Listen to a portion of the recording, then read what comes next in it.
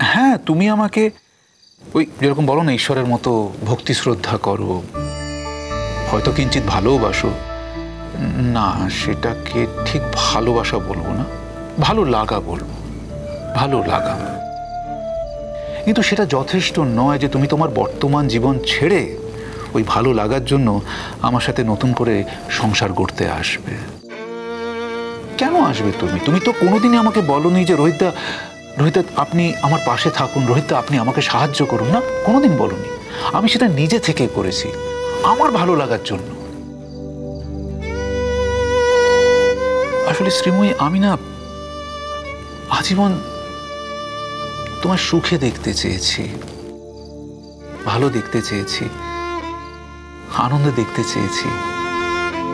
মাথা উঁচু করে বাঁচছ সেটা দেখতে চেয়েছি, ব্যাস, আর কিচ্ছু চাইনি। হ্যাঁ, আমি তোমাকে ভালোবাসি মানে এই নয় যে তোমাকে সেটা রেসিপ্রোকেট করতে হবে বা আমায় ভালোবাসতে হবে বা সব ছেড়ে ছুড়ে আমার কাছে চলে আসতে হবে না। অনেক কিছু বলবো বলেই তো এসেছিলাম, কিন্তু আপনার সামনে বসে সবকিছুই ভুলে গেছি, সব গুলিয়ে গেছে। আমি তো আপনার মতন তো যুক্তি দিয়ে কথা বলতে পারি না। তবে একটা কথা বলবো রোহিতদা, আপনি চলে গেলে আমার খুব খারাপ লাগবে, আমার ভীষণ ফাঁকা ফাঁকা লাগবে। আপনি তো আমার জীবনে একটা আলোর মতন। আপনি চলে গেলে আমার চারিপাশটা একেবারে অন্ধকার হয়ে যাবে। এই কথাটার মধ্যে কোনো অসত্য নেই। আপনি হাসছেন রোহিতদা?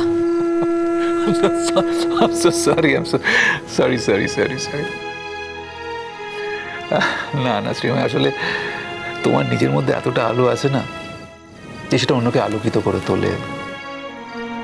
তাই তুমি অন্যকে আলোকময় হিসেবে দেখো, তা নয়।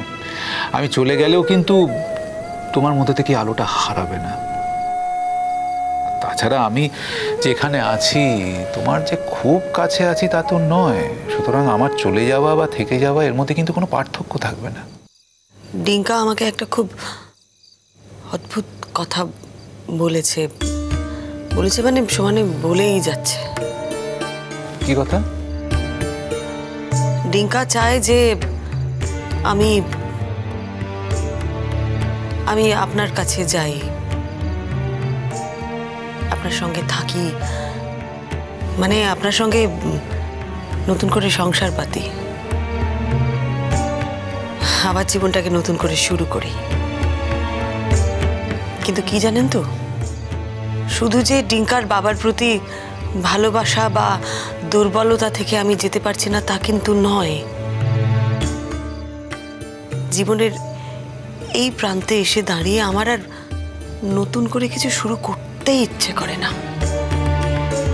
এতগুলো বছর সংসারে থাকতে থাকতে সংসারকে আমি আমার সবটুকু দিয়ে দিয়েছি। আপনাকে নতুন করে দেবার আমার আর কিছু নেই। আর আমি না আপনাকে ঠকাতে পারবো না, আমি কখনো আপনাকে ঠকাতে চাই না। আর আমি আপনার বোঝা হতেও চাই না। আমি আমার ছেলে মেয়েদের জন্য এতদিন শুধু ভেবেছি। দিঠি, দেখুন দিঠি তো বড় হচ্ছে, আজ বাদে কাল তার বিয়ে হবে, সে একটা নতুন পরিবারে যাবে। আর এখন যদি আমি আপনার সঙ্গে নতুন করে আবার একটা জীবন শুরু করার কথা ভাবি, তাহলে লোকে কি বলবে? মানে আমাদের সমাজটাকে জানেন তো, ওকে তো কত কথা শুনতে হবে, তাই না? আমার জীবনে যা হবার হয়ে গেছে, আমার জীবনটা যা নষ্ট হবার হয়ে গেছে, কিন্তু আমার কারণে আমার ছেলে মেয়ের জীবনটা নষ্ট হোক সেটা আমি একদম চাই না। ডিঙ্কা এসব কথা বলেছে বুঝি? বড় পেকেছে তো? না, আসলে ডিঙ্কা আপনাকে অন্ধের মতন ভালোবাসে। অন্ধের মতো ভালোবাসলে বুঝি এসব কথা বলা যায়? আমি বললাম তো, আমি যুক্তি তর্কতে আপনার সঙ্গে পারবো না। আমার সঙ্গে ডিঙ্কার যা কথা হয়েছে আমি সেটাই বললাম আপনাকে। একটু অশান্তিও হয়েছে ওর সাথে আমার। কি নিয়ে?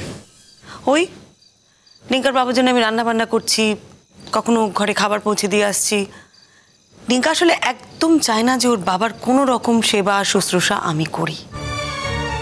আচ্ছা, আমাকে আপনি একটা কথা বলুন, আজ হয়তো ওই মানুষটার সাথে আমার স্বামী স্ত্রীর সম্পর্ক নেই, কিন্তু ও তো একটা অসুস্থ মানুষ। অনিন্দ্য সেনগুপ্তর জায়গায় যদি অন্য কোনো একটা লোক হতো, আমি তো একটা অসুস্থ মানুষ হিসেবেও তার সেবা করতে পারতাম।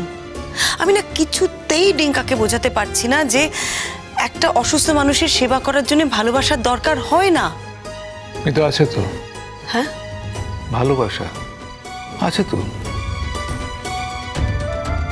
জানি না, দেখুন ও তো আমার 3 সন্তানের বাবা। হ্যাঁ, একটা অনুভূতি নিশ্চয়ই আছে ওর প্রতি, সেটাকে ভালোবাসা বলে কিনা আমি ঠিক জানি না। একটা রিকোয়েস্ট করবো শ্রীময়ী, অনিন্দর সাথে সম্পর্কটা রিনিউ করে নাও না। এখন তো ওনার জীবনে জন্মগ্রহণ নেই, কোনো কমপ্লিকেশনসও নেই।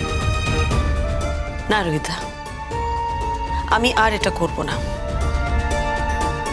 আপনি এই কথাটার আভাস আগেও দিয়েছেন, কিন্তু ওই যে বললাম, আমার আর নতুন করে কাউকে কিচ্ছু দেবার নেই, আমি কাউকে কিছু দিতে পারবো না। আর একটা কথা বলুন তো, যেহেতু আমি একটা মেয়ে, আমাকে সেই জন্যে ভাঙাচোরা হোক, যেরকমই হোক, একটা সম্পর্কের মধ্যে থাকতেই হবে, বা একটা নতুন করে বিয়ে করতে হবে। মানে এর তো কোনো মানে নেই, তাই না? একদিন ভাবতাম, জানেন তো, আমি বোধহয় একা থাকতে পারবো না, কিন্তু এই কবছরে, মানে যবে থেকে ওই চুনের সাথে, তবে থেকে তো আমি একা। এই কবছরে একা থাকতে থাকতে আমি বুঝে গেছি আমি একা থাকতে পারবো, আমি একা থাকতেই পারবো। আমার কাউকে দরকার নেই, আমি আর কারোর সাথে কোনো সম্পর্কে জড়াতে চাই না। দেখো, সেই অর্থে দেখতে গেলে তুমি তো সংসারই করছো, জাস্ট ওই আইনে লেখালেখিটা নেই, বাকি তো সব একই আছে। 25-26 বছর বিয়ের পর তখন স্বামী স্ত্রীর মধ্যে সম্পর্কটা আর ওই ঘনিষ্ঠ মাখো মাখো থাকে না, একটা ভরসার জায়গা তৈরি হয়। মনে হয় আমার প্রিয়তম বন্ধু, আমার সঙ্গী। তখন প্রায়োরিটিসগুলো বদলে যায়, মনে হয় যে ভালো আছে তো, সুস্থ আছে তো, কোনো রকম অসুবিধা হচ্ছে না তো, বাস পাশে থাকাটাই যথেষ্ট। খেয়াল করে দেখবে, তুমি ঘরের এক কোণে আছো, অনিন্দ ঘরের আরেক কোণে, কিন্তু ওই একটা ঘরেই আছো, ওটাতেই স্বস্তি, ওটাতেই আনন্দ, এবং ওটাই ভালোবাসা। সেই সংসারে কিন্তু এখনো তুমি কর্ত্রী,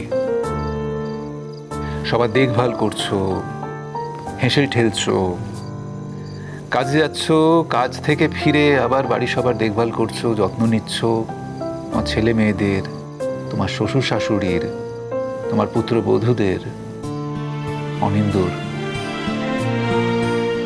সবই আগের মতোই চলছে। ব্যাস ওই যেটা বললাম, আইনি লেখালেখিটা নেই, তাছাড়া এটাই তো যথেষ্ট, তাই না? তাই বলছিলাম, ভেবে দেখো যদি রিনিউ করা যায় তো। ঠিকই বলেছেন, আমার কিন্তু এখনো কিছু দায়িত্ব বাকি আছে। যেদিন আমার সব দায়িত্ব শেষ হয়ে যাবে, সেদিন হয়তো সত্যিই আমি একা থাকবো।